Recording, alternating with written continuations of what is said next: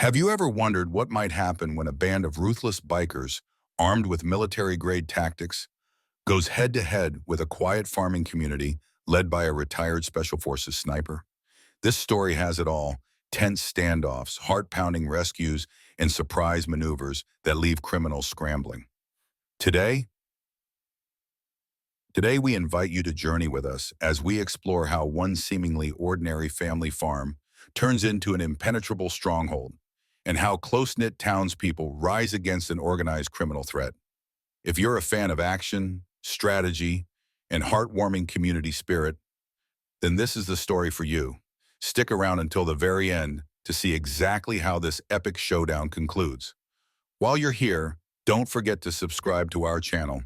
Your support helps us continue bringing you more thrilling tales that celebrate the courage and resilience of everyday heroes. Grace Parker inhaled the crisp morning air as she carefully arranged bright rows of bell peppers, cucumbers, and onions at her stall in the bustling Mesa Falls Farmers Market. Even though summer was drawing to a close in this part of Colorado, the morning still brought a pleasant coolness that reminded her why she had fallen in love with this small town. Years ago, she had come here from Denver, longing for quieter days and a simpler life, never suspecting just how much unseen complexity and courage existed beneath the calm rhythms of rural living. Now, as she angled the peppers so that each gleamed in the early sunlight, she reflected on how these everyday tasks had become second nature. Her husband, James Parker, had taught her to appreciate the small details, both in farming and in life. James was not just any husband. His background was singular, his habits meticulous. Beneath the unassuming grin of a friendly farmer lurked the finely honed instincts of someone trained to see hidden dangers. A retired Green Beret sniper, James had once fought in corners of the world Grace could scarcely imagine, employing calm determination and keen observation to protect his fellow soldiers. It had been quite an adjustment for him to leave that demanding world of constant vigilance and find a new identity in the laid-back fields of Mesa Falls.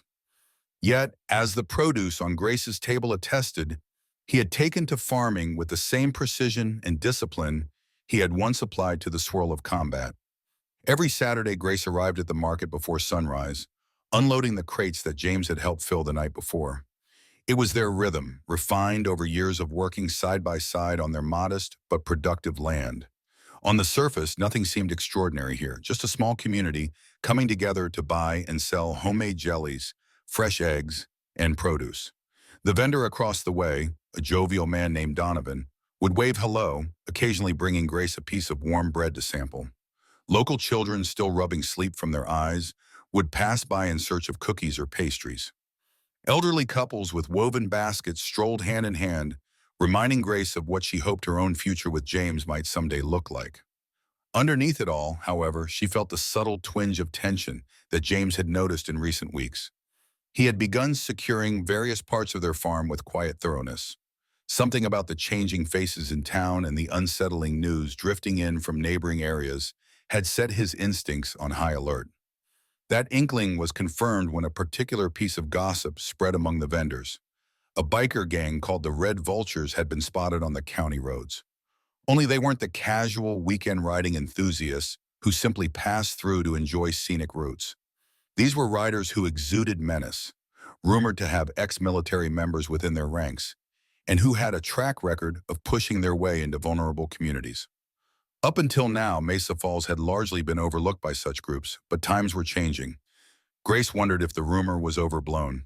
She hoped so, yet the disquiet in her gut lingered. As she double-checked the arrangement of peppers, James had always stressed keeping them in prime condition for the buyers, Sheriff William Hanson ambled up with his signature, cautious gait. He was a tall, angular man with a prematurely graying mustache.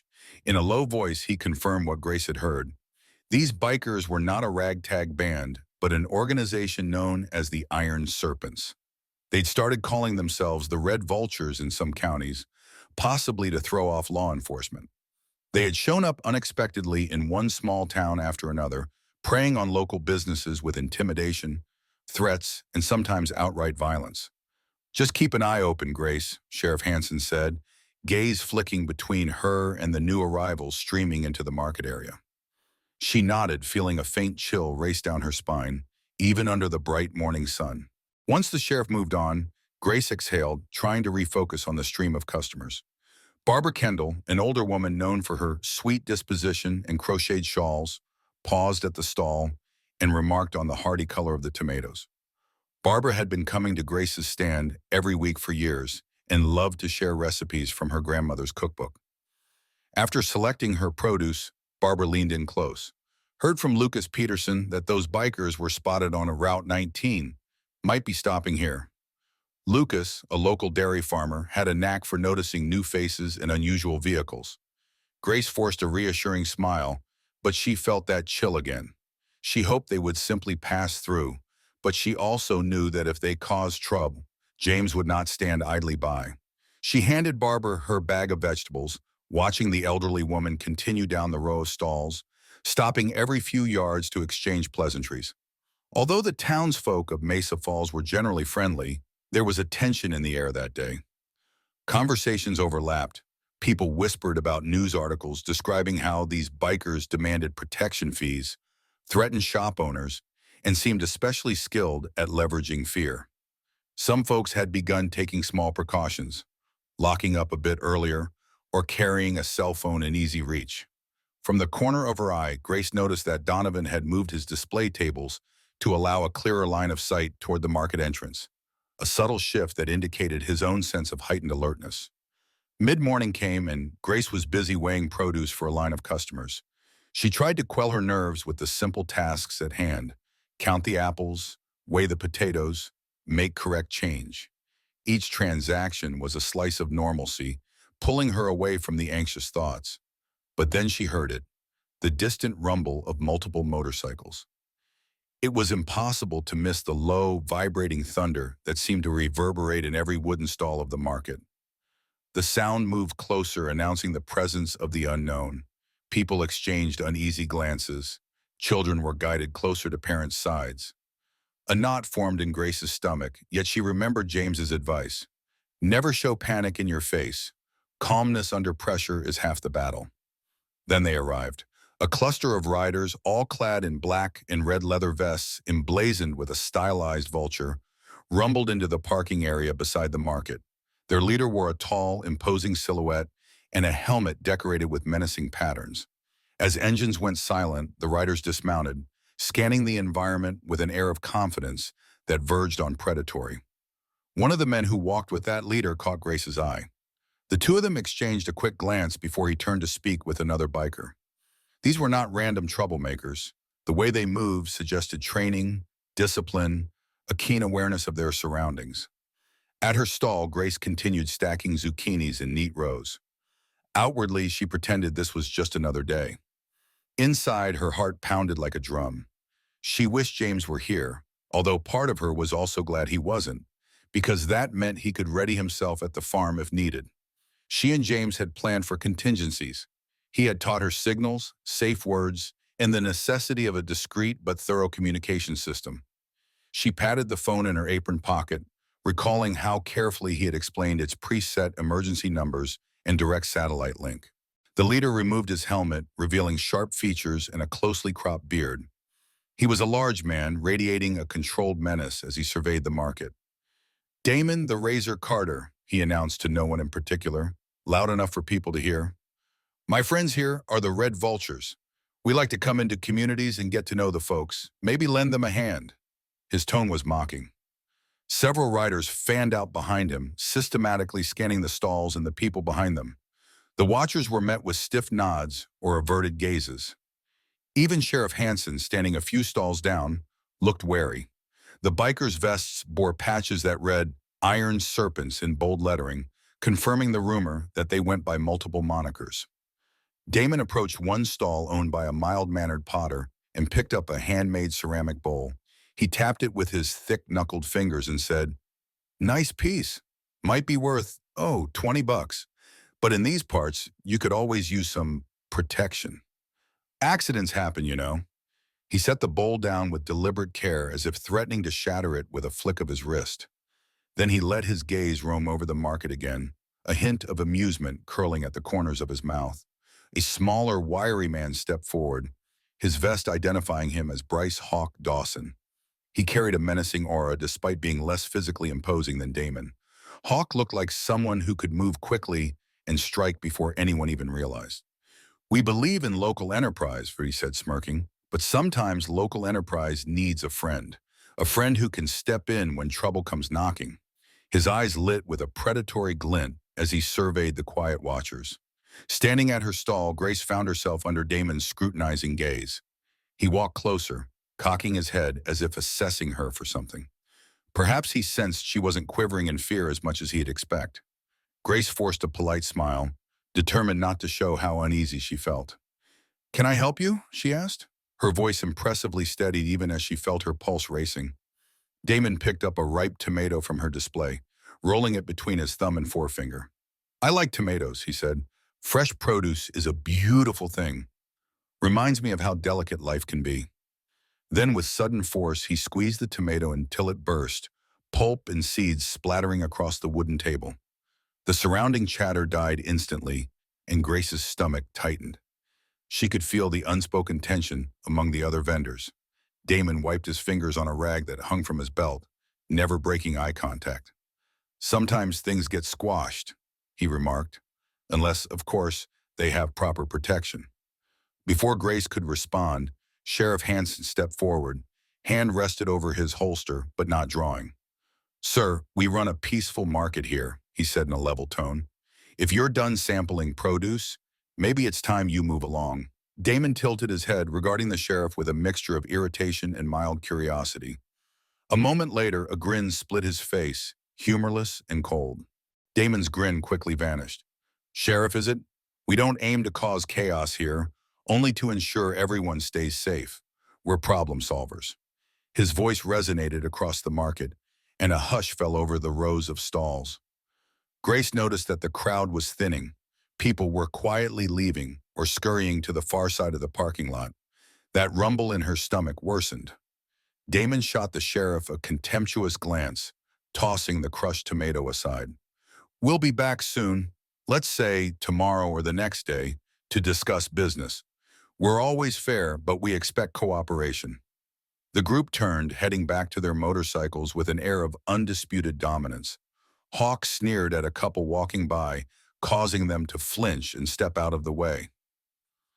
Then, with engines roaring, the bikers exited the market as thunderously as they had arrived, leaving a vacuum of silence in their wake. Grace exhaled, releasing breath she didn't realize she was holding. She caught sight of Barbara Kendall, standing by the honey vendor, looking deeply shaken. The older woman nodded at Grace before slowly leaving the market. Sheriff Hanson let out a long, controlled sigh, then surveyed the stalls to gauge the impact of the bikers' visit. No one was physically hurt, but a sense of intimidation and fear had been laid down like a heavy blanket. He walked to Grace and said, "I'm sorry about that. We've heard rumors of them trying to establish a foothold in small towns. I'll call for county backup, but we both know it might take them a while to respond if things escalate." Grace nodded, recalling how local law enforcement resources had been stretched thin in recent months. The nearest county station was a good half-hour away on a clear day, and the Red Vultures had the advantage of speed and unpredictability. When the sheriff stepped away, Grace immediately pulled out the phone James had given her. She texted a simple message: "They're here, group of about 10, left after threats, likely to return soon." She tapped send and glanced around to ensure no one was peering over her shoulder. James might be in the orchard or tinkering with the irrigation system, but she knew his phone was always within reach. He had learned to keep lines of communication open, a discipline carved into him by years in special forces, where a missed message could cost lives. Not 5 minutes passed before she received a reply from James. "Got it. Heading into Plan B. Check perimeter. Stay calm." Those few words were enough to steady her. She inhaled deeply and began closing down her stall. There wouldn't be many more customers today anyway. Most had fled. Lucas Peterson caught her arm as she passed. "You okay, Grace?" he asked, worry etched on his sun-baked features. He'd farmed dairy for decades and had seen his share of troubles, but this felt different. "I'm fine," she replied, forcing a small smile. "But we all need to keep our wits about us. James has some ideas on how to handle this if they come back." Lucas nodded, relief mixing with anxiety. Together, they stepped away from the empty market, not knowing just how quickly events would escalate. That evening, as twilight settled over the Parker farm, James and Grace sat on their wraparound porch. Faint chirps of crickets and the rustling of wind through the pines created a soothing ambiance, but both wore expressions of concern. Grace detailed every aspect of the Red Vulture's appearance at the market, from Damon Carter's cold eyes to the way Hawk Dawson systematically sized up the vendors. She emphasized the sense of professional intimidation they projected, reminiscent of military discipline. James, dressed in faded jeans and a checkered shirt, listened intently. His posture grew straighter, jaw clenched in a manner Grace recognized as a sign he was analyzing potential threats. For a moment he said nothing, letting her words sink in. Then he rose, walked inside, and returned with a weathered trunk. Opening it, he carefully removed a black rifle scope, part of the kit he'd kept stored away since retiring from the Green Berets. One by one, he laid out items that revealed his past life. He didn't have everything, much was turned over upon discharge, but the small arsenal of gear, specialized communication devices, and meticulously maintained firearms spoke volumes. "We'll secure the perimeter," James said matter-of-factly. "I'll set up hidden cameras at strategic points along the main road. We already have night vision capabilities installed near the orchard. I need you to be sure you have the sat phone ready at all times. If they come, we'll know well in advance." Grace nodded, her nerves tingling. She hated the thought of conflict. They had chosen this peaceful life to leave violence behind. Still, the memory of Damon crushing that tomato and the way Hawk stared at her was burned into her mind. She said softly, "I just want you safe. I don't want you to slip back into that world, James." His expression softened. He placed a comforting hand on her shoulder. "We don't have a choice, Grace. We can't let them overrun Mesa Falls. I don't aim to go hunting trouble, but if it arrives at our doorstep, we'll stand up to it." From the orchard, the faint glow of security lights flickered on, illuminating rows of neatly planted trees. James had spent countless hours making the farm both productive and secure. He had installed motion sensors, cameras, and reinforced locks. He'd done it quietly, with no fanfare, explaining to Grace that it was better to be prepared than surprised. Now, that preparation might become the difference between safeguarding their livelihood and succumbing to intimidation. They discussed contingency plans, how the local farmers could reorganize the market to create lines of sight, who might help keep watch, and how to coordinate with Sheriff Hanson's limited forces. Grace felt a pang of guilt at dragging the whole community into a tense standoff, but she reminded herself that the Red Vultures were the aggressors. She and James were simply determined not to let bullies flourish. Under the lavender twilight sky, the couple finished their talk. James put away his old military gear, though not too far out of reach. Tomorrow would likely bring new challenges, but at least they would face them together. Early the next morning, Grace drove out to the orchard with a thermos of coffee, finding James knee-deep in the next round of security improvements. He was dressed in sturdy boots and a weather-beaten jacket, scanning the tree line with binoculars. A row of small, motion-activated cameras lay on the tailgate of his truck, alongside spools of camouflage netting and other items that made Grace think back to the stories he'd occasionally told about setting up forward operating bases overseas. Despite the nerves swirling in her gut, she found reassurance in his composed, methodical approach. "Morning," she said, handing him the coffee. He thanked her with a warm look, but his eyes still held that steely focus she recognized from their earliest days together, when he had been a newly retired soldier adjusting to civilian life. "Any sign of them?" she asked quietly, not wanting to disturb the hush of dawn. He shook his head. "Not yet, but I've noticed an uptick in unusual traffic on the highway. Large trucks passing more frequently than usual, biker convoys traveling at odd hours. Could be unrelated, but my gut says it's part of something bigger." Grace understood that James's instincts were rarely wrong. During his service, he'd honed the ability to pick up on patterns and inconsistencies faster than anyone she'd known. They spent the next few hours positioning cameras in carefully chosen spots. James explained how each location was selected for maximum coverage with minimal detection risk, lines of sight intersecting blind corners, vantage points that offered an early warning system if a group tried to approach from multiple directions.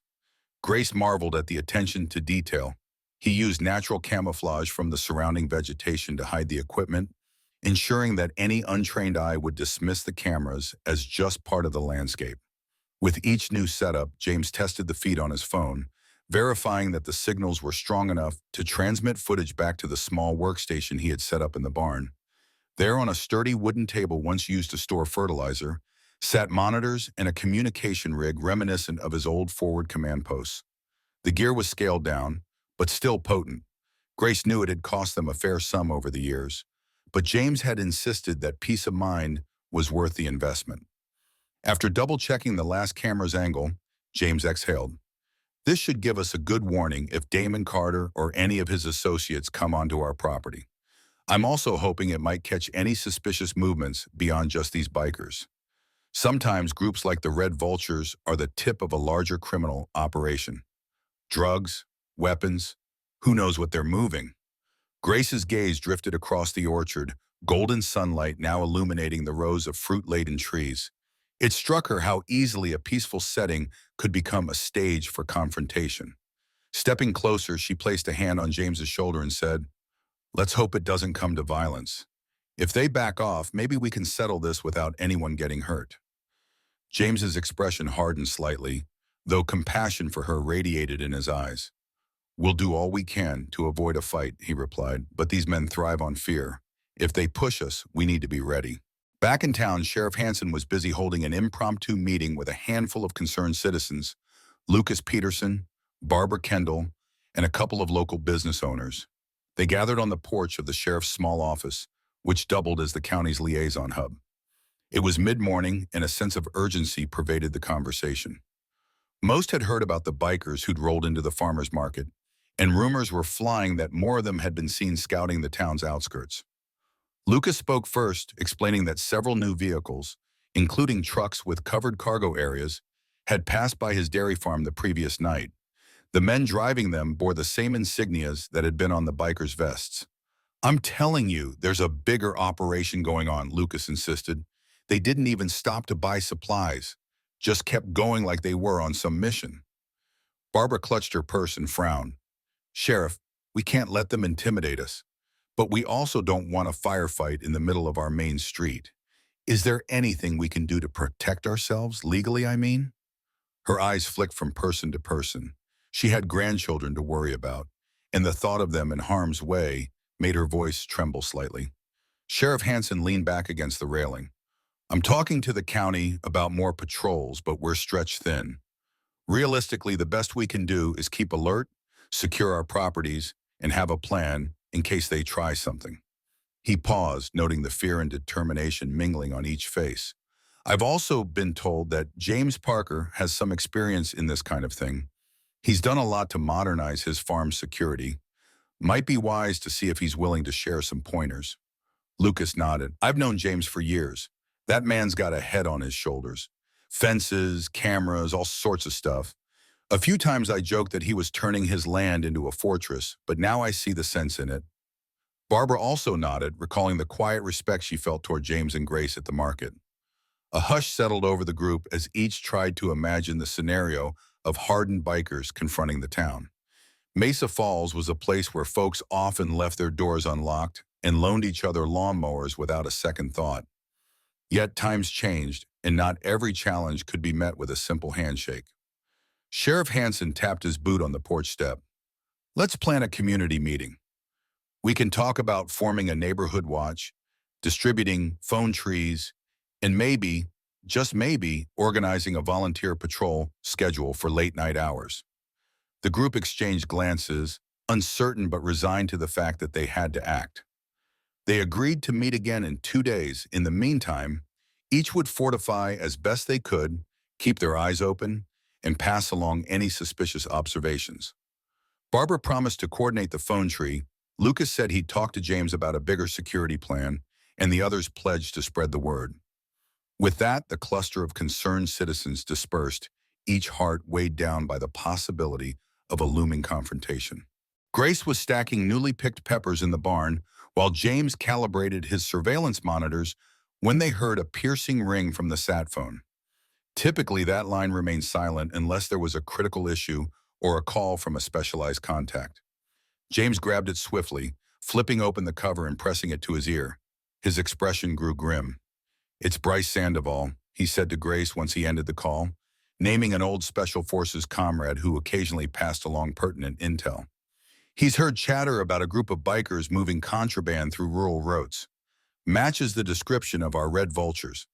They're not just shaking down towns for fun, they're trafficking weapons and narcotics." Grace's heart sank. It had been a suspicion that maybe the Red Vultures were part of something bigger, but hearing it from a credible source made it very real. "That means Mesa Falls is in their crosshairs for a reason," she said, mind racing. "The train lines and highways here connected multiple regions, making it a perfect corridor for illegal shipments. So they're likely going to try to establish a base or at least a safe route." James nodded, pulling up a digital map of the county on his computer screen. He zoomed in on Mesa Falls and traced the roads. "See this junction near the old railway depot? That's a major intersection that can lead to 3 different interstate routes. If they can strong-arm the local authorities and intimidate the population, they'll have a free pass to move anything they want without interference." Her gaze followed his finger. She realized how vulnerable the town could be if this criminal network took hold. The farmland, the orchard, their entire way of life. None would be spared if the Red Vultures established themselves. Grace felt a surge of determination. "We have to help the town prepare, just like you did for this farm. We can't let them bulldoze their way in." Agreeing, James made a few calls to local folks he trusted, including Lucas Peterson and a couple of other farmers who were veterans themselves. The plan was to quietly share defensive tactics that could be implemented at minimal cost. Things like reinforcing doors, installing motion sensor lights, and forming watch groups. They wouldn't form a militia or vigilante group, but they would create enough of a deterrent that the bikers might think twice about trying a show of force. Before long, Lucas arrived at the barn. After greeting Grace, he listened intently as James walked him through a simple plan to position watchers around key points in town, especially the market area and the roads leading to the depot. "It's basically the same principle as posted watchers on farmland," James explained. "Except now we're keeping an eye out for more than coyotes." Lucas looked uncertain but resolved. "I never imagined I'd be learning this stuff in my 60s, he commented with a rueful chuckle. "But I guess it's better to be safe." With that, they set about coordinating with other farmers and townspeople, finalizing who would stand watch where and how they'd communicate if something suspicious occurred. The seeds of a community defense were planted, a silent but firm stand against the possibility of a criminal takeover. The next morning, Grace arrived at the farmer's market under a sky streaked with pale orange. She glanced around, noticing the subtle changes. A few more trucks were parked in strategic positions. Some vendors had rearranged their displays for better visibility, and local volunteers discreetly stood guard in pairs. Sheriff Hansen was also visible, walking calmly among the stalls in plain clothes, hand never too far from his sidearm. By late morning, the crowd had grown, and the sense of tension hung in the air, palpable even among the out-of-town visitors. Then, as expected, the roar of motorcycle engines reached the market, sending a collective jolt through the vendors.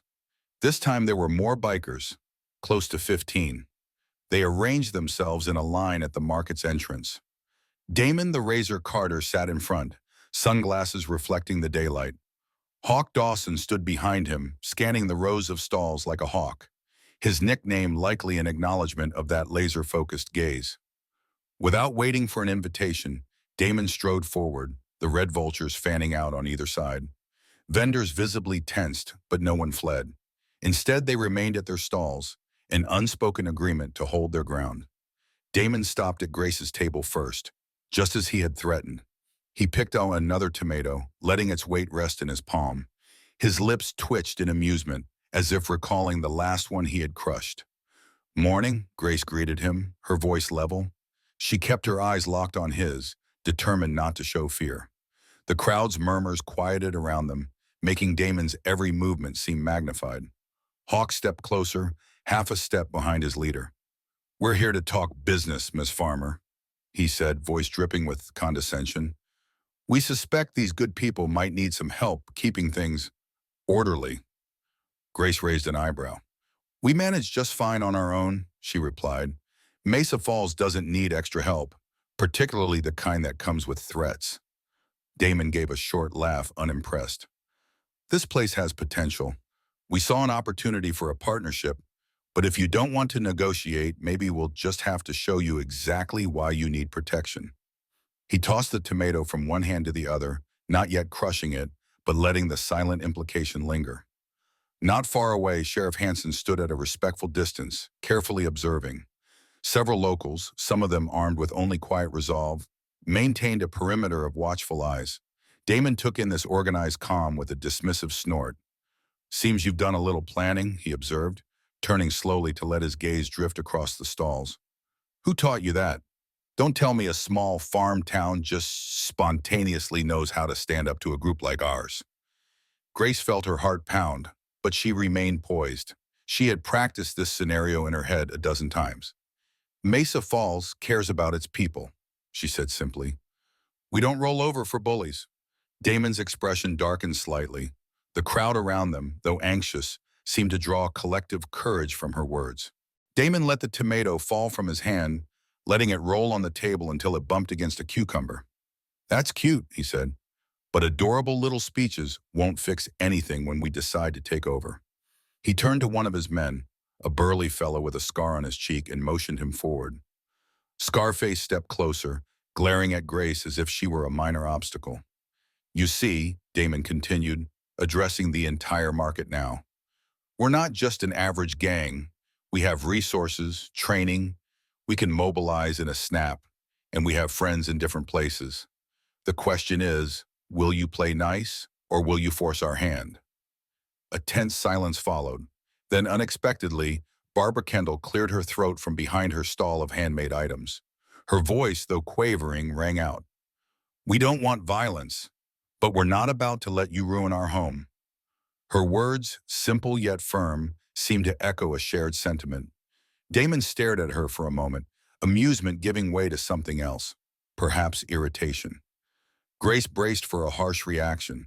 Instead, Damon simply turned back to Grace. "If you won't pay, we'll make an example. Maybe not you personally," he said with a shrug, "but someone will suffer. That's how we teach lessons. And once we've made our point, you'll be begging for our protection." Sheriff Hansen took a single step forward, resting his hand casually near his belt, where his badge was still clipped. "Now hold on. This is still Mesa Falls. We have laws here, and you're crossing a line into clear extortion." He spoke loudly enough for everyone around to hear. "I'm going to ask you to leave." For a moment, no one moved. Then Hawk let out a sneering laugh while Damon simply smirked. "Sheriff, is it? I appreciate your hospitality, but we'll decide when we leave and come back. The law can't always protect people from random incidents." He paused, letting the weight of his threat hang. "If you try to chase us out now, things will get messy." A shift rippled through the bikers, a restlessness that suggested they were seconds away from a direct confrontation. The locals tensed in response, but no one advanced or retreated. Then, like a thunderbolt, James Parker's voice came crackling through a small handheld radio clipped to Grace's belt loop, one of the silent additions to the market's new security routine. "Grace, come in," James said through the speaker, calm but firm. "We have incoming riders on the north side of town. Looks like more of them. Everyone, stay put. Do not engage." Damon's brow furrowed upon hearing James's measured tone. He peered at the radio, then at Grace. "So that's who's behind this feeble little show of organization. Well, well, you're not as simple as you look." The direct mention of more riders approaching ratcheted the tension higher. Some of Damon's men looked eager. Perhaps they thought the weight of additional forces would tip the standoff in their favor. Grace's mind spun. She could practically feel the danger in the air, as if the entire town was standing on a fault line ready to crack. Damon, however, appeared emboldened by the knowledge that reinforcements were close. "Maybe we should stick around a little longer," he mused, flipping out his phone to check for messages. "This could be fun." A collective hush seemed to settle over the market as James's voice came through once again, more urgent this time. "They're closing in on the north approach. Everyone, keep your distance but hold your positions. Sheriff Hansen, can you confirm?" Sheriff Hansen took out his phone, presumably to check the feed James had made available to a select few. The sheriff's eyes narrowed as he studied the images. Confirmed, he replied, looking up grimly. About 10 more riders, maybe more in the back. Damon chuckled. Isn't that great news? We'll have plenty of support in case any of you get big ideas about resisting. His men exchanged glances, their confidence visibly swelling. The market's volunteers and vendors held their ground, but seemed increasingly aware that the bikers had strength in numbers. Hawk Dawson took a step toward Sheriff Hanson, who didn't flinch. Grace noticed that though the sheriff appeared calm, sweat beaded on his temple. Hawk, with a grin that hinted at imminent violence, said, "You might as well step aside. Our organization is bigger than this little town, and if you push us, you'll regret it." Sheriff Hanson met his gaze. "We've faced threats before," he said tersely. "We stand by our people." Yet Grace could sense the wariness in his voice. He was outnumbered, and backup wouldn't arrive anytime soon. The county sheriff's department had limited resources. Any reinforcements they summoned could take half an hour or more to get here. Suddenly, Damon's phone buzzed. He glanced at the screen, face darkening momentarily. He lifted his eyes to Grace as if she were a suspect in some cunning scheme. "Huh," he muttered, slipping the phone into his vest pocket. "We've got instructions to expedite our plans. Looks like we won't be negotiating after all. We'll just be taking what we need." Grace's pulse hammered. She didn't know who had sent Damon that message, but it was clear the Red Vultures were part of a larger, more orchestrated operation. She recalled James's suspicion that these bikers were acting as an advance team for trafficking. This was no mere local shakedown. Without warning, Damon pivoted and shouted commands to his men. They promptly moved in well-coordinated clusters, some toward the parking lot, others systematically fanning out as though establishing a perimeter. Despite looking like a ragtag biker crew, their disciplined movements exposed trained backgrounds, possibly former military or at least paramilitary. In response, the local watchers tried to shift position. Grace grabbed her radio. "James, they're moving into the parking lot," she said quickly. "They might be trying to block exits." She glanced around, noticing a few families still lingering at the market. Fear gnawed at her. If the bikers fully blocked the roads, innocent bystanders could become trapped in the crossfire of any confrontation. James replied, "Understood. I have eyes on them. Tell folks to stay calm and out of the line of sight. I'm activating the orchard's external feed to track any expansions of their perimeter. If it gets worse, we implement Plan C." Though Damon was too far away to hear James's instructions, he seemed to sense that something larger was at play. He shot Grace a cold look, then hollered at his men, urging them to tighten their formation around the market's entrance. This was the moment of truth. If the Red Vultures intended to turn Mesa Falls into a stronghold, they appeared ready to do so by force. A low murmur rippled through the crowd at the Mesa Falls Farmers Market, where Damon the Razor Carter and his Red Vultures continued their chilling demonstration of force. At that same moment, miles away at the Parker farm, James was glued to the real-time footage streaming onto his monitors. The orchard cameras showed the newly arrived bikers sweeping in from the north, engines reverberating off the surrounding hills. He watched them pause at an intersection, some checking phones or headsets, before revving onward. He had anticipated something like this, yet it still tightened his chest. The realization that they were not just random aggressors, but part of a larger, militarized criminal network, pushed him to accelerate the next steps of his plan. Inside the barn, James's improvised command center crackled with life. On one screen, he saw Damon's crew at the market entrance, the so-called reinforcement group merging with them. On another feed, the orchard perimeter looked clear, except for a few wild deer scuttling away from the noise. His gear, rifles, scopes, comm devices, lay organized on a sturdy table. One rifle in particular bore the marks of James's old deployments. He had hoped never to use it again in a real fight, but the threat level rising in Mesa Falls left him no choice. Flipping through different camera angles, James took measure of the bikers' approach. He noticed how they moved with a tactical awareness reminiscent of special operations or advanced paramilitary training. It was the way they covered each other, the way they scanned their environment without seeming too obvious. A decade prior, he might have recognized them as potential allies in a conflict zone. Now they were adversaries, ready to coerce or eliminate anyone blocking their objectives.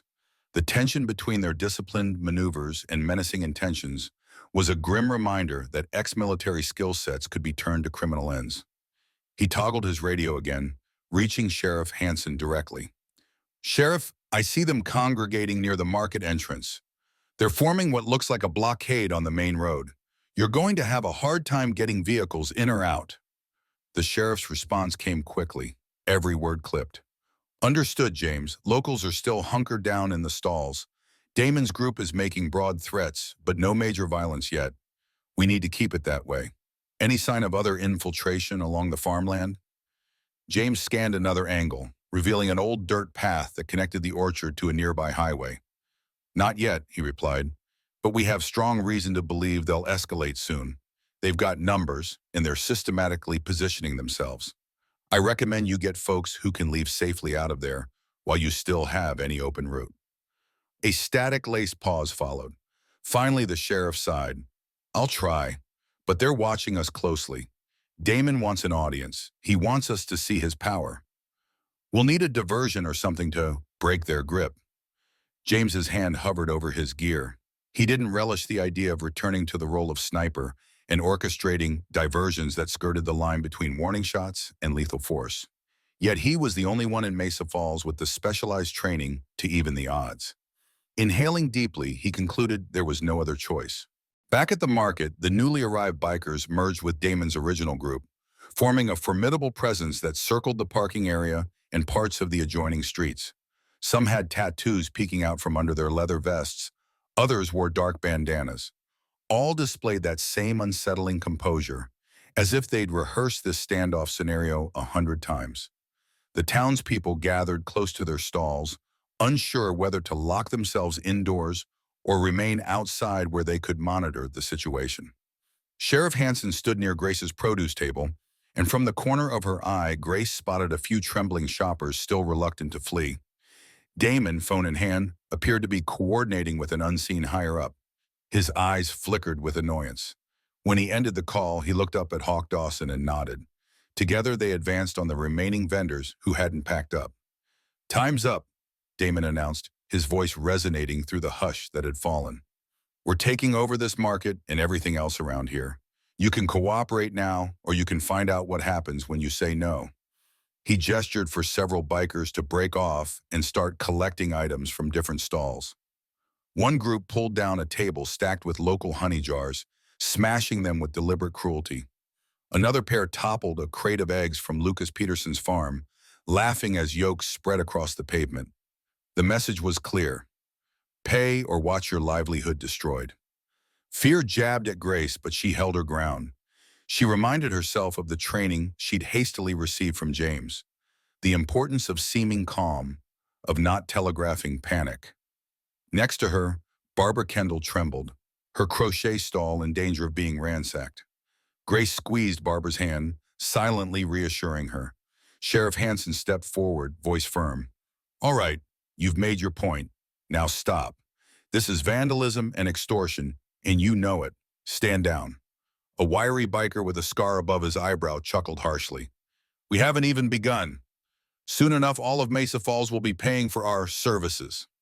The sheriff's jaw tightened. He scanned the group, silently calculating whether a direct confrontation would spark immediate violence. The half-circle of bikers had expanded, cutting off easy retreat to people's vehicles.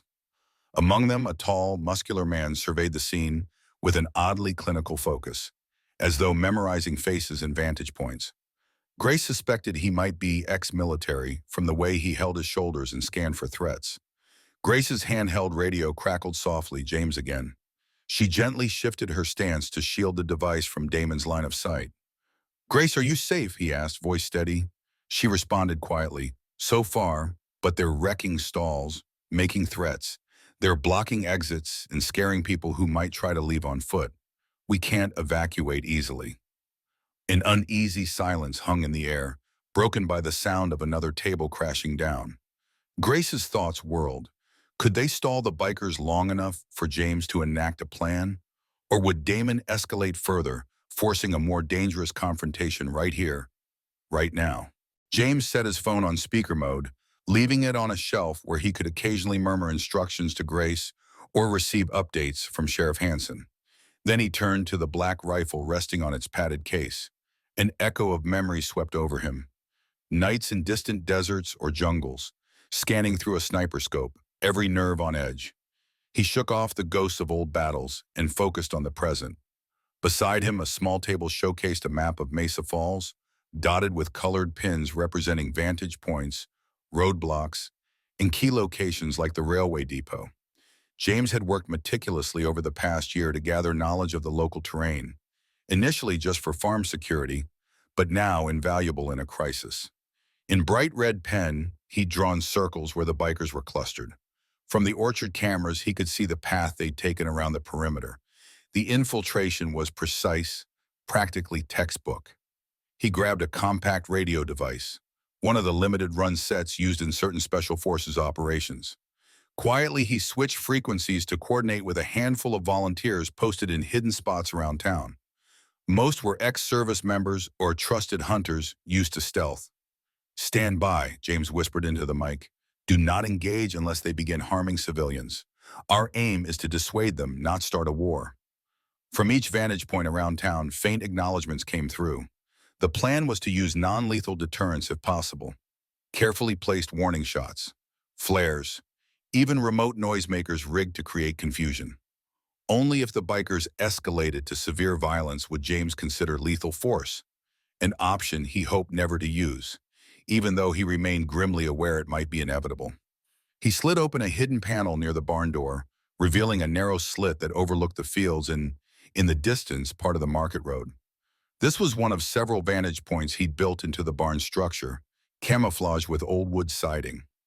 Crouching, he aligned his rifle along the opening, flicked off the safety, and peered through the scope. Though the market stalls weren't entirely visible from here, some trees and topography blocked the view. He could see enough: a line of motorcycles parked haphazardly, and a cluster of black and red jackets moving about. His heart thumped, adrenaline surging. This scenario reminded him too much of times past, yet the stakes here felt even more personal. Mesa Falls was his home. Grace was his partner for life, and these were neighbors he cared about. Another part of him clicked into the clinical calm he'd learned as a sniper. Measure the wind, gauge the distance, factor in bullet drop. James exhaled slowly, controlling his heartbeat. He positioned the crosshairs near a rusted oil drum next to the bikers' row of motorcycles. Firing a round into that drum might startle them without causing harm. It would be a clear signal. "We see you, and we can stop you at any time." In his earpiece, he heard another line crackle to life. Sheriff Hansen calling in an urgent request. He steadied the rifle, finger light against the trigger, the intangible line between deterrence and chaos taut as a tripwire. At the farmer's market, Damon watched with satisfaction as his men continued their show of force. They made no overt moves to hurt any individual yet, but the destruction of goods and the looming threat of something far worse did its job. People cowered, stepping aside, afraid to intervene. Hawk Dawson, swaggering with a smirk, leaned in toward Barbara Kendall's stall. "Got anything more valuable than doilies?" he asked mockingly, pretending to rummage through her carefully knitted items. Barbara held her ground, trembling but refusing to budge. At that moment, a different vendor, a woman named Paula, known for her homemade candles, moved as if to shield Barbara. Hawk snorted, pulling back just enough to avoid confrontation. Damon had made it clear that actual violence against civilians could wait, so long as the intimidation worked. And it was working, to a point. Yet, Damon felt uneasy. The reaction from the townspeople seemed organized. They weren't fleeing en masse, they were holding their positions. Although wide-eyed with fear, they aligned themselves in subtle ways, leaving certain walkways clear. The sheriff stood tall, hand near his belt, and even the older women didn't scatter as he'd have expected. Damon's military background whispered that the posture was too collective to be accidental. He turned to Scarface. "Check the perimeter. Make sure nobody's creeping around the back entrances. I don't like the vibe here." Scarface nodded and started weaving between stalls, scanning carefully. Meanwhile, Damon fished out his phone, irritated that the text messages from his superior were abrupt. "Secure the route, break local resistance, expedite shipments." He frowned. This felt more like a rush job than the standard procedure of methodical infiltration. Out of the corner of his eye, Damon spotted movement on a rooftop beyond the market's immediate area. Just a faint flicker, maybe a reflection of something. He couldn't be sure, but it piqued his suspicions. "Hawk," he muttered, "somebody might be watching from up high." Hawk stilled, focusing his sharp gaze on the buildings around them. "You want me to check it out?" Damon shook his head. "No, could be a decoy. Let's hold, but be ready." Across the market, Grace felt an electric jolt of hope when she glimpsed Sheriff Hanson tapping his phone. Likely James was coordinating something. She whispered to Barbara, "Stay low if anything happens, but don't let them think you are retreating. James is near." The older woman managed a small nod. Suddenly, a loud crack echoed through the area. Many gasped, certain it was a gunshot. But the bullet had struck an old oil drum near the bikers' parked motorcycles, sending a metallic clang reverberating. Damon's group spun, some crouching, others yanking sidearms or knives from their belts. Tension skyrocketed, the crowd collectively holding its breath. In that heartbeat of silence, the meaning of the shot crystallized. A warning, no casualties, but a demonstration of precise marksmanship. Damon's eyes narrowed, scanning for muzzle flash or movement. The fact that none of his men had been hit, and that the shot was so clean, spoke volumes. This town wasn't as defenseless as it looked. Hawk, adrenaline surging, shouted at the locals, "Who's shooting? If anybody here is behind this, speak up, or we'll show you what real violence looks like." He brandished a handgun, tension poised like a whip ready to snap. Grace's pulse hammered. She recognized James's handiwork in that single warning shot. It was the prelude to the confrontation they'd all dreaded, a potential turning point if the bikers refused to back down. James peered through his scope from the barn's hidden vantage, watching the aftermath of his warning shot. The bullet had hit its mark exactly where he'd intended, ricocheting off the drum to produce a deafening ring without harming anyone. He saw Damon's men scramble into defensive positions, weapons drawn, scanning the rooftops and tree lines. It was a textbook response from people with at least some level of tactical training. Immediate dispersal, seeking cover, eyes on potential sniper nests. Beneath the sniper's calm, James felt a surge of conflicting emotions. He despised the notion of putting Grace, or any civilian, in the line of fire. Yet that shot had been necessary to show the bikers their intimidation wouldn't go unanswered. Through his earpiece, he heard some of the volunteer spotters checking in. "They're scattering. They're scanning rooftops, but we're not visible. Holding position." He toggled his mic to speak on the local sheriff's frequency. "Sheriff, that was me. I placed the shot to minimize collateral. If Damon's group escalates, we'll have to move to Phase 2. Phase 2 meant methodically targeting the bikers' equipment, tires, engines, radios, anything that would undermine their mobility and command without aiming at people directly." Sheriff Hanson's voice came low and steady. "Understood. They've drawn weapons. We're trying to keep them from firing on the crowd. If you can disable a few bikes without hitting the riders, it might encourage them to stand down." James repositioned his rifle, scanning for Damon. The tall leader was standing near the center of the lot, phone in one hand, the other hand resting on a holstered sidearm. His expression was thunderous, eyes narrowed into the distance where he guessed the sniper might be. That phone, James realized, was likely Damon's direct line to whoever managed this criminal network. Disabling it could hamper their coordination. However, shooting a phone out of a man's hand from this distance was a near impossible feat, even for him. Moreover, it risked spooking Damon enough that he'd start ordering lethal force. He shifted the crosshairs to the row of motorcycles instead, noticing each one brandished that distinctive vulture emblem. If he could disable enough bikes in a short burst of shots, the Red Vultures might lose their advantage, or at least question pressing an all-out assault. James let out a slow breath, timing his shot between heartbeats. Pop, pop, pop. 3 consecutive shots echoed in quick succession. Through the scope, he watched as the first bullet punctured a front tire, hissing air. The second lodged in another bike's engine casing, fluid pouring onto the pavement. The third clipped the edge of a gas tank, forcing a small spurt of fuel. None of these hits would cause immediate explosions, but they sure would render the bikes inoperable. That's when chaos erupted. Several bikers yelled in alarm and rage. looking for the source of the shots. Damon spun, barking orders. A few men cursed and fired blindly into the tree line, bullets tearing into wooden posts or signs. Thankfully, no citizens were in that direction, thanks to James's prior arrangement with volunteers to keep the area clear. Yet each muzzle flash sent onlookers screaming and ducking. Grace pressed herself behind her stall, motioning for Barbara and Paula to do the same. The sheriff took cover behind a concrete barrier. This was exactly the scenario they feared.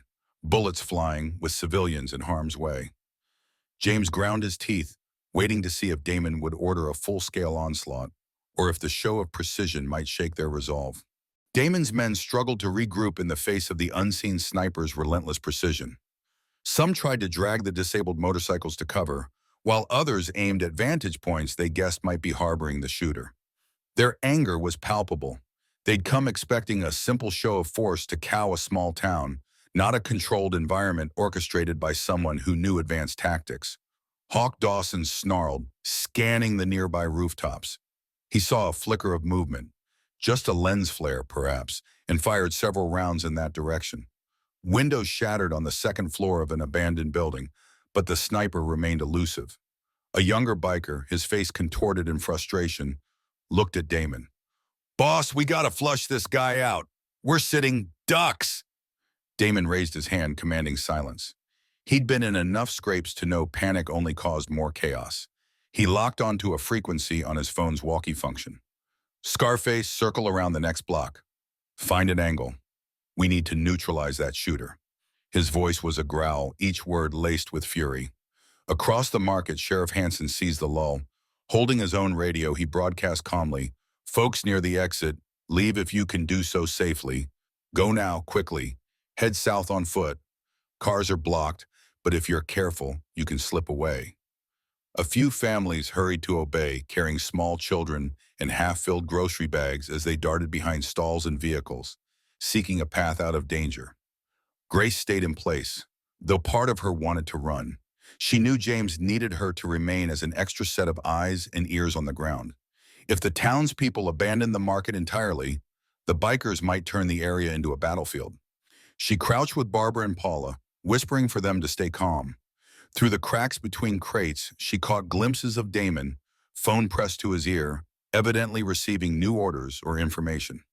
Suddenly, the phone hissed in James's barn, the sheriff's voice coming through again, but with a more urgent tone. "James, Damon's men are splitting up. Some are trying to approach from the back roads. Watch for them near the orchard if that's where you are." James shifted to another camera feed, seeing half a dozen bikers peeling away from the market, rumbling down the side streets. They were definitely headed toward farmland, possibly aiming to flank his position or search for vantage points to take out the sniper. A trickle of apprehension coursed through him. This was escalating into the kind of multi-front engagement he dealt with in war zones, except now the enemy had no rules of engagement and zero regard for civilian safety. He keyed his mic to the volunteers. "Heads up, we have a splinter group heading northbound. They could try to breach the orchard or set up an ambush. Maintain cover, do not engage unless necessary, but keep eyes on them." He inhaled, scanning his vantage points. If the bikers got too close, he might need to relocate to avoid being pinned. Meanwhile, bullets still sporadically flew near the market as the Red Vultures fired at ghost targets. The echo of gunfire spooked livestock in the surrounding farms. Chaos was creeping into every corner. James knew he had to force a decision point.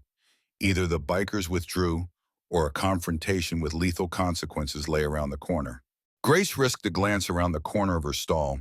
Damon's circle had tightened, effectively cutting the market in half. Some vendors were still trapped behind barricades of toppled crates, while others had managed to sneak away with the sheriff's assistance. The Red Vultures were more agitated than ever, their earlier swagger eroded by repeated sniper shots and the knowledge they didn't fully control the field. "Stay put," she murmured to Barbara and Paula, who crouched beside her. She could see how terrified Barbara was, but the older woman's knuckles were white with resolve. Paula had tears in her eyes, yet clenched her jaw in fierce concentration. They were scared, but not broken, a small testament to the spirit James had believed thrived in Mesa Falls. Suddenly, Damon let out a roar, kicking over a stall full of produce. "I'm done playing cat and mouse," he yelled into the open space, presumably aiming his frustration at the hidden sniper. "Whoever you are, come out or I'll start picking off townspeople." He aimed his pistol at the ground, near a vendor's feet, and squeezed the trigger. The dirt spat upward, drawing a frightened scream from the vendor. Grace felt her blood turn cold. This was the direct threat they'd feared, a pivot toward harming innocents. Her radio crackled with Sheriff Hanson's urgent voice. "James, they're threatening hostages now. If you have a plan to escalate or contain them, we're at that point." In the barn, James's heart pounded. Through his scope, he watched Damon's meltdown, seeing civilians scramble for cover. The vow he'd made to never again engage in lethal violence wavered. If the bikers started hurting innocent people, there was no choice. He couldn't allow that. He toggled the radio. "Sheriff, I'm implementing Phase 2 immediately. Have your people be ready to move civilians out as soon as possible." Sheriff Hanson hesitated. "Copy that. Godspeed, James." James steadied his rifle, taking aim at another line of motorcycles, planning to disarm them entirely. The fewer mobile bikers, the fewer reinforcements they could summon or chase after fleeing civilians. As he began firing, carefully placing each shot into engine blocks and tires, more pandemonium erupted. Engines hissed and sputtered. Gas tanks leaked fuel. Damon's men snarled, returning fire at unseen targets. That was when Damon snapped. He grabbed one of the nearest townspeople, a teenage boy who had been frozen in fear, and dragged him forward. Pressing a pistol to the kid's side, he roared, "Stop shooting or he's dead." A hush fell, thick as wet cement. Even the frantic scurrying paused. Grace's breath caught in her throat. The memory of James telling her that criminals who took hostages were the most unpredictable flashed through her mind. She felt dizzy at the implications of Damon's threat. All eyes locked on that single horrifying scene, a hardened gangster with a gun to a child's ribcage. Over the radio, James heard the sheriff's voice waver. "He's got a kid, James. We can't risk that shot." The agony in the sheriff's tone was palpable. Another wave of guilt and anger washed over James. He let his rifle rest for a moment, scanning for a safe angle. But Damon held the boy close, using him as a human shield. A single misguided shot could cost the teen's life. As the bikers regrouped, some heading off toward the farmland, Damon kept a vice-like grip on the trembling teenage hostage at the market. The crowd was paralyzed, and every movement felt fraught with peril. Hawk Dawson and two other bikers fanned out around Damon in a protective ring, forming a near impenetrable human barrier. Hawk raised his weapon, sweeping its aim across the vendor stalls. "Anybody tries anything, we start shooting. Sniper or no sniper, that kid dies first." Grace glanced at Sheriff Hanson, who seemed torn between wanting to fire on the bikers and knowing it would risk the hostage's life. Damon bellowed again, "Whoever's firing from a distance, show yourself or take this boy out right now." The teen's eyes glistened with silent panic, tears rolling down his cheeks. Inside the barn, James's hands shook with adrenaline. Through his scope, he saw no clear shot that would neutralize Damon without endangering the hostage. His mind raced through sniper training drills. Hostage rescue, priority of life, identifying micro-gaps in the target's coverage. But Damon gave him no gap. He angled his body behind the boy, leaving only the top of his head visible above the teen's shoulder. One stray round, one miscalculation, and an innocent kid would be lost. He toggled the radio, voice tight. "Sheriff, we need a distraction, something to make Damon shift his angle, or to break his grip. I can't get a clean shot as is." Sheriff Hanson tried to respond quietly, but the tension seeped through. "I'll see what we can do. We have limited personnel here. A direct approach is suicide." Meanwhile, the orchard volunteers reported back. "A group of 6 bikers is approaching the orchard. They're armed and searching. We're staying hidden, but we may need to engage if they threaten property or come too close." James recognized the multi-pronged strategy. Damon held the town center hostage while another squad hunted for the sniper. They clearly suspected someone in the farmland was orchestrating these precise shots. The longer the standoff lasted, the better chance the orchard squad had to find him. Something had to give, and soon. A flicker of movement near the market's southern exit caught Grace's attention. Lucas Peterson, of all people, was inching behind an overturned stall, carrying a small bucket. He crawled on hands and knees, trying to stay out of the biker's peripheral vision. Grace's eyes widened. She had no idea what Lucas was up to, but the old dairy farmer didn't look ready for a fight. Suddenly, Lucas lobbed something from behind the stall, sending it rolling across the ground behind the bikers. It looked like a tin can or metal cylinder. It rattled loudly, drawing a few heads to turn. Damon twisted slightly to see what it was, just enough that the teenage hostage's torso shifted sideways. In that fractional moment, James saw an opening. Damon's head, neck, and part of his chest were briefly unshielded. It was a tiny window no bigger than a palm, but for a trained sniper, it could be enough. James steadied his breath, pressing his cheek to the rifle stock. The crosshairs wavered over Damon's profile. He had mere seconds before Damon realized the ruse. Could he neutralize Damon in one shot without harming the boy? His heart thumped like a war drum, each beat measuring the risk. With a practiced calm that belied the chaos around him, James aligned the crosshairs on Damon's head. He could see from the way Damon shifted his torso that the boy's upper body was free. But if Damon jerked even slightly, the bullet could go astray. Adrenaline ignited every nerve. Time crawled. This was the moment, the shot that might save an innocent life or end it by mistake. He squeezed the trigger. The rifle's report cracked across the distance. Damon jerked as if struck by lightning. For an instant, it was unclear whether the bullet had hit him squarely. Then he staggered, his grip on the teen relaxing. Damon's eyes widened in shock, a spurt of crimson staining his shoulder. James's round had found its mark, but at a slight angle, clipping Damon's upper arm and shoulder rather than his head. The hostage boy tore free, collapsing to the ground and scrambling away on all fours. Hawk Dawson unleashed a furious barrage of bullets in the direction of the shot, but James was already shifting his position. He cursed under his breath. He'd aimed for a killing shot, but Damon's last-second flinch had changed the trajectory. A wounded Damon was still dangerous. Sure enough, Damon let out an enraged roar, clutching his injured arm but refusing to fall. "Find him! Kill him!" he bellowed, voice rasping with pain. Hawk yelled to two bikers who sprinted toward the southern edge of the market, presumably to flank the sniper. Sheriff Hansen seized the moment to drag the freed hostage to safety, checking him for injuries. Grace ducked as bullets flew overhead, shattering the sign of a nearby stall. Barbara pressed a hand to her mouth, eyes brimming with equal parts terror and relief that the teen had survived. The overhead canopy flapped, ripped by gunfire. One bullet ricocheted off a metal pole, sending sparks flying.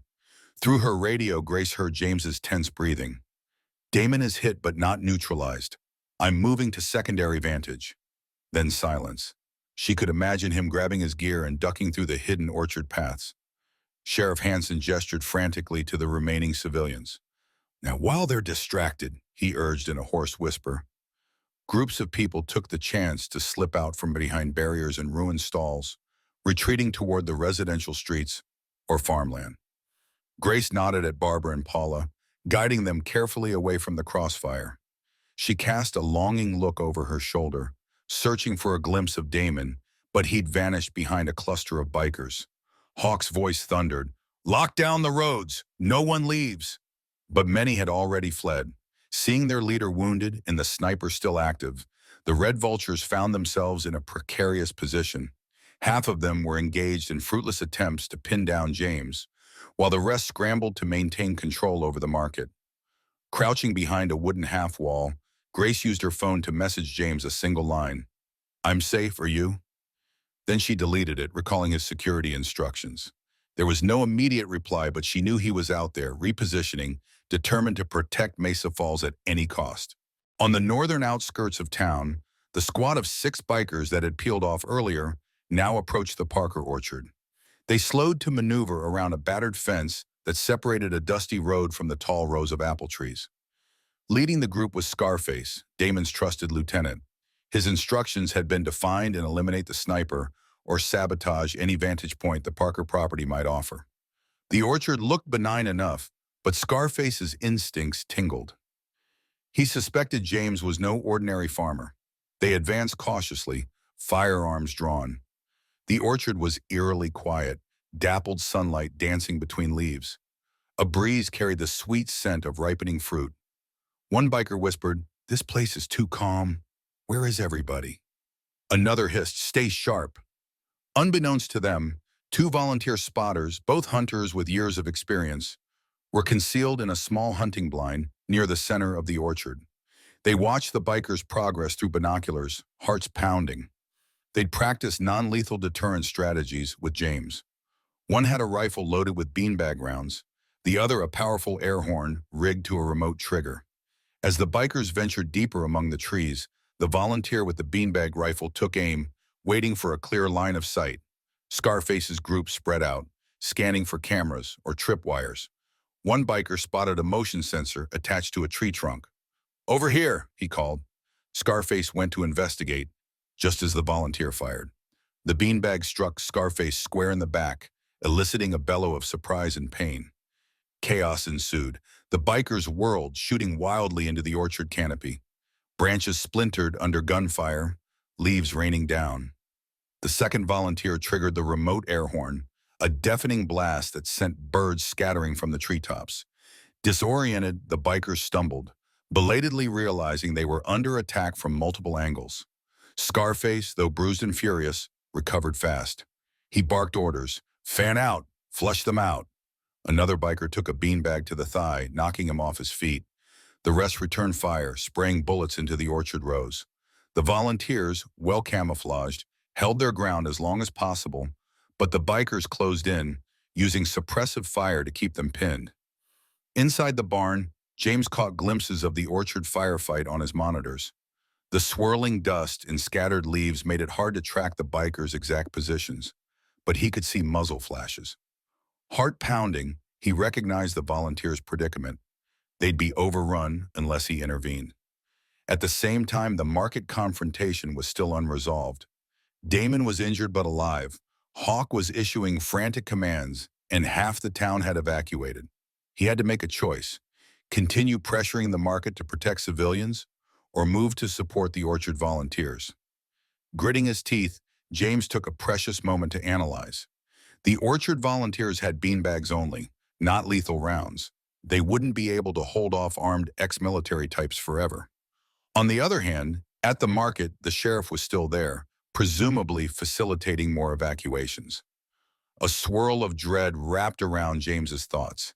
If I don't help the orchard now, people could die. With a final glance at the market feed, where civilians were still fleeing, he resolved to trust that the sheriff could maintain order there for a little while longer.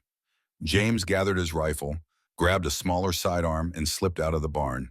He darted between rows of harvested vegetables, heading toward a hidden path that cut straight to the orchard's heart, determined to save his friends from a potentially lethal fate.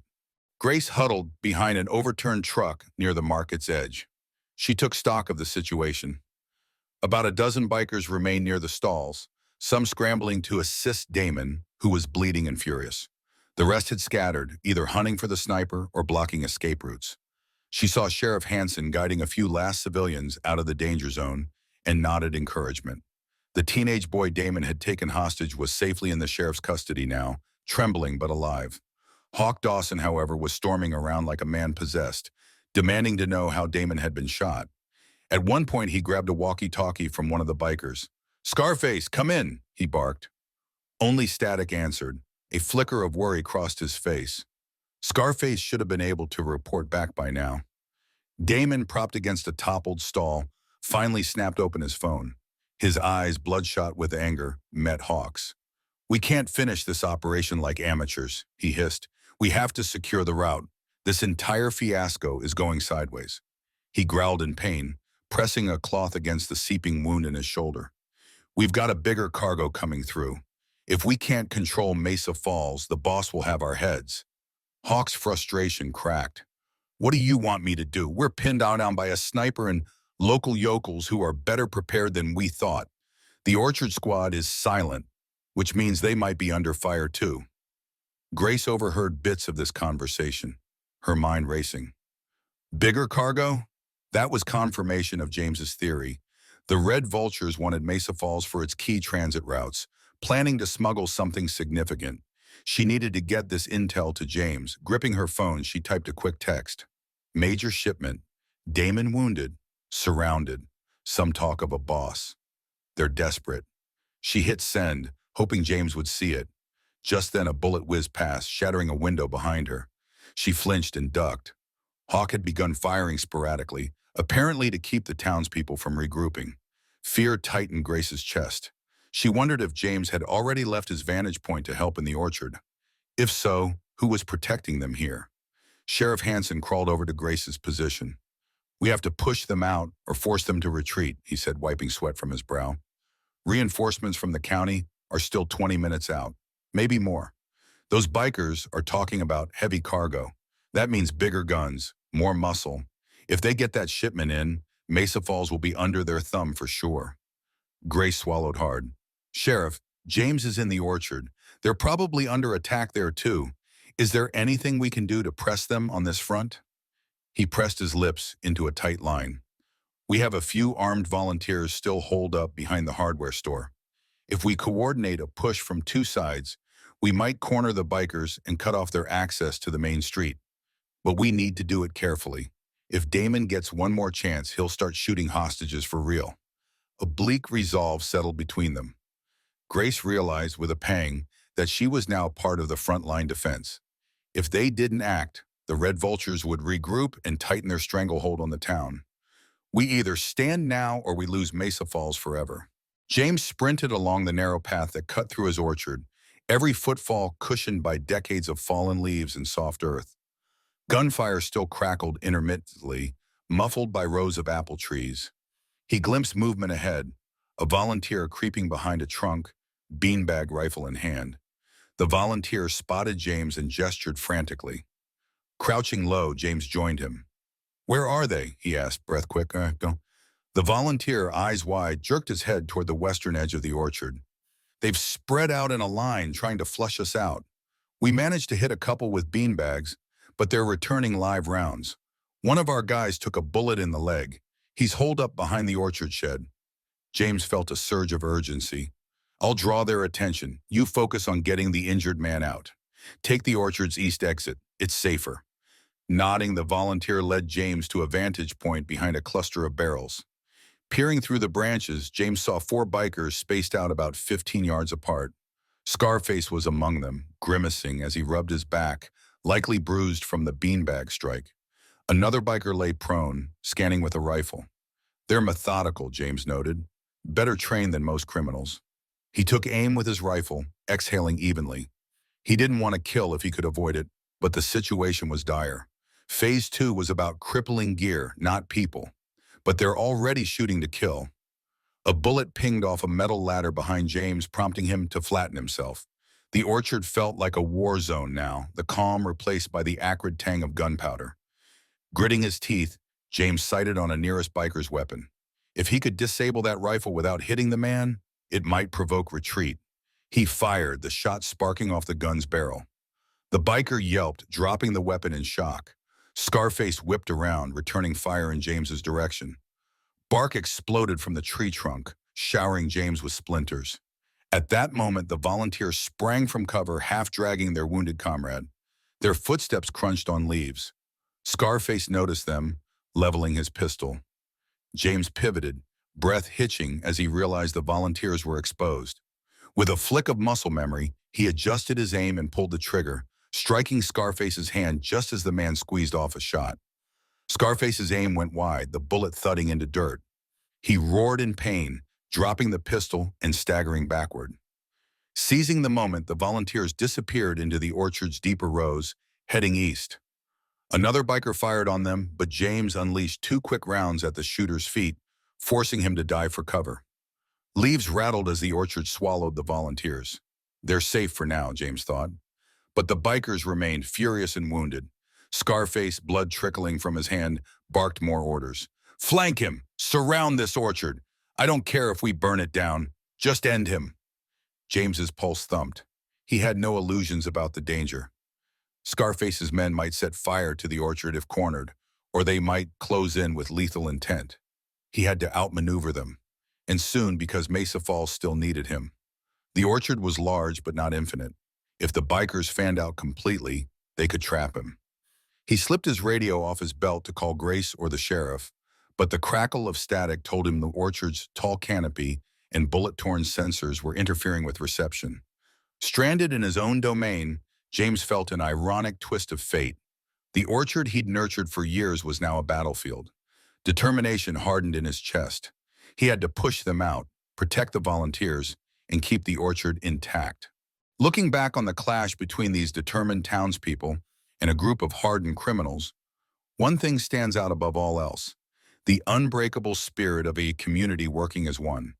Every neighbor played a role, from the quick-thinking volunteers who set up defenses to the farmer whose quiet heroism inched everyone closer to freedom. In the end, unity and courage prevailed over fear.